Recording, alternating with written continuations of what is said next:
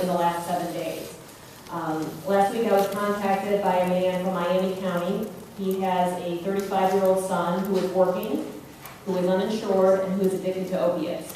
The son desperately wants to get clean, has no insurance, doesn't make enough to fund his own treatment. The father has paid more than $4,000 at this point to try to help his son, and he is out of resource to help, and he's terrified that his son is not going to be able to manage this, is going to overdose, and is going to die. So that would be one example.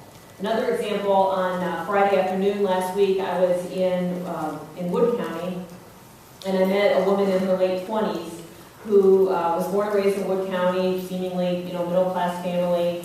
She's a recovering alcoholic. She has a young child, was able through Medicaid to access residential treatment, and is now in recovery.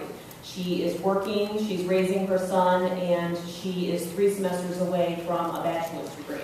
So that's an example of what the interaction for a time-limited period with services can do to help course-correct someone on their path of life. And finally, I wanted to mention an individual from Wayne County who actually, a young man, he had at an early adulthood stage begun exhibiting symptoms related to serious mental illness. And he decompensated, had interaction with law enforcement, and through that interaction, as unfortunate as that was able to connect with treatment.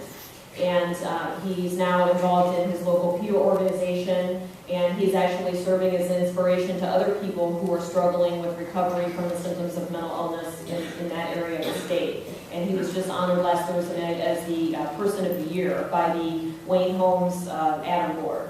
And so I think the bottom line takeaway is that people from all walks of life are impacted by addiction and mental illness, and nobody asks for it.